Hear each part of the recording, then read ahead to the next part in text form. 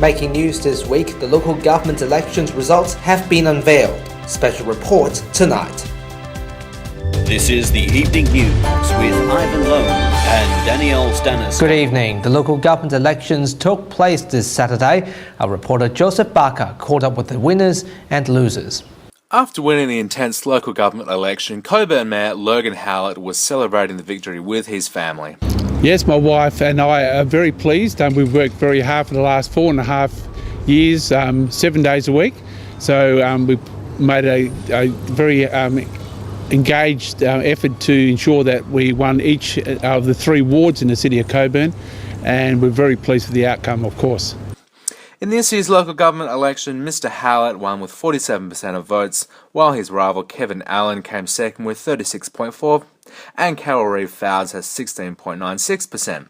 Meanwhile, Fremantle Mayor Brad Pettit won his second term with more than 70% of the votes and was winding down the pressure by playing Chinese Tai Chi on Sunday. I was pacing up and down and I had my butterflies in my stomach, but I was very pleased at the result in the end, and I think it was a good endorsement of this council. His rival, Matthew Hansen, only has 29.59%. Despite this, Mr Hansen doesn't see it as a loss. Elections are their experience. It's about being involved in the political process. 12 months ago, I was completely new to the whole thing, and I've been through a federal, a state and a local election process. I quite like politics. I want to be more involved and get more involved, be more experienced. One of the most interesting results occurred in Mandurah, where the mayoral candidate Marina Vaughan won by just 2 votes. On the other hand, 25-year-old councillor candidate Peter Rogers lost by 8 votes. Look, it's hard to not feel disappointed, but you take it as a learning curve, and you take it in your stride, and then you build it into your character, and take it as a life lesson. If you want to check the local government election results, you can go to the WAEC website. Josef Barker, WAMN News. Human rights activists attribute Prime Minister Tony Abbott and Foreign Minister Julie Bishop's Stop the Boats policies to the increased numbers of asylum seekers who have died at sea. The group was protesting in Perth this week. Today's protest is about the human rights violations being perpetrated against innocent people by Julia Bishop, our new foreign minister, and her government. And we're here to stand up against the racism, xenophobia, and the violations of international law that this government is engaged in.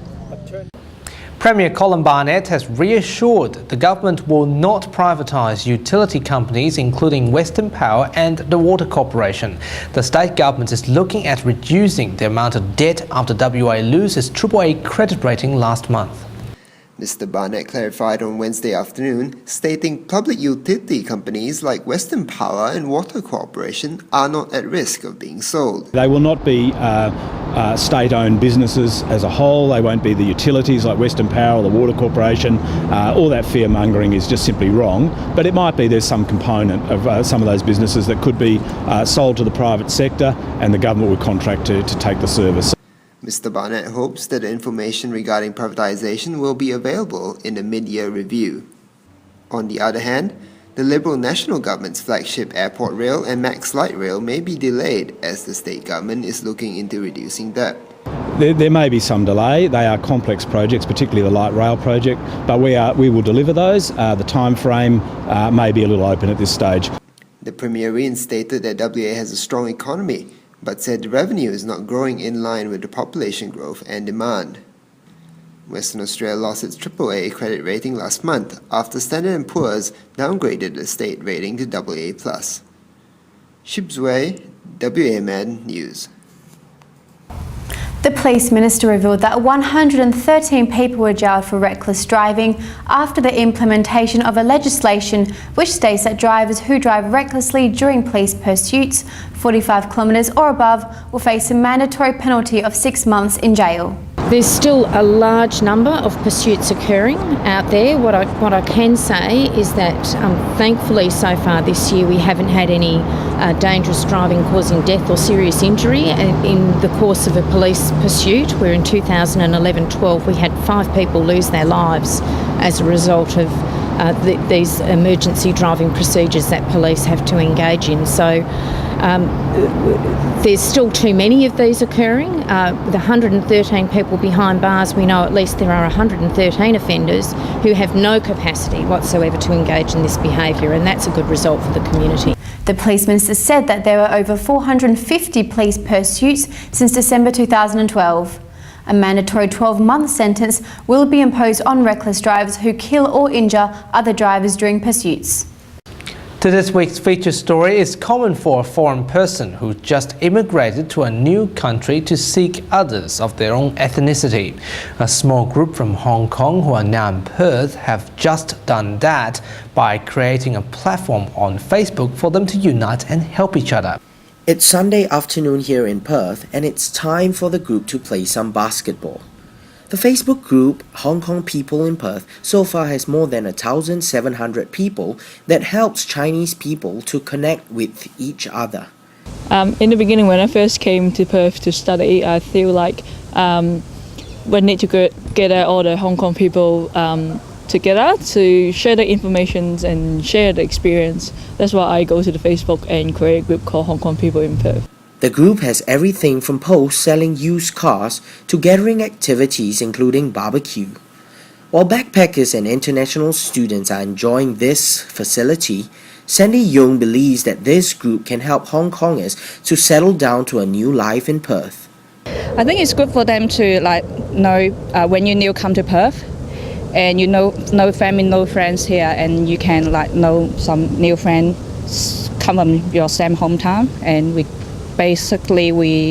gather people who speak Cantonese. With more and more migrants heading towards Perth and WA for a fresh start, group leader Alison Ip tries to expand more activities to cater and attract more members. Well, we have been trying different things, like we have been trying to expand in sports. We've host some basketball event, football, badminton, and maybe table tennis in the future. So in that kind of sports event, that can attract people to come to our group, and also to be able to just as a platform for them to know each other. Timothy Seow, WAMN News. To news in Asia, Hong Kong citizens were angered after the government refused to grant Hong Kong Television Network a free-to-air licence. The protest supporting the network was held in the city this weekend after the station was forced to sack more than 300 employees due to financial issues. As rallied by local lawmaker Claudia Baring, hundreds of thousands of Hong Kong citizens protested on Sunday, showing their support towards local TV mocker Ricky Wong's HKTV and demanding a reason from the government why HKTV wasn't given a license. The protesters gathered in Causeway Bay at 2 p.m. and marched all the way to the central government office. Most of the protesters had worn black clothes to show their discontent towards the government decision. There were employees of the TV channel, including news readers, actors, editors, and voice-over actors also joined the protest. Ex-employees of HKTV blamed the government for depraving the rights for citizens to choose what to watch and destroying the whole TV industry. Some of them claimed that Hong Kong's rule of law is decaying as the government is becoming less transparent. Aaron Key, WAM News. To world news, the US government's shutdown crisis is temporarily over after Congress passed the debt bill in order to avert a US debt default. The Senate voted 81-18 to send the measure to the Republican-controlled House of Representatives, which passed it late in the evening. The bill reopens the government to January 15th and permits the Treasury to borrow normally until February or March. And finally tonight, Chile has qualified to play in the 2014 World Cup after beating Ecuador 2-1. Chile correspondent Brian Ramir Perez reports.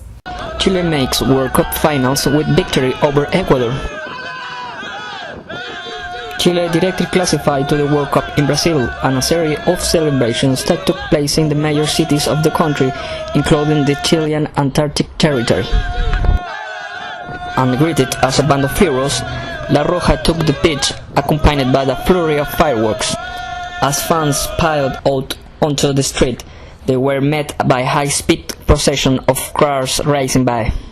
Horns honked and men and women hung out of the windows flying flags, spraying beers and screaming in maniac jubilation.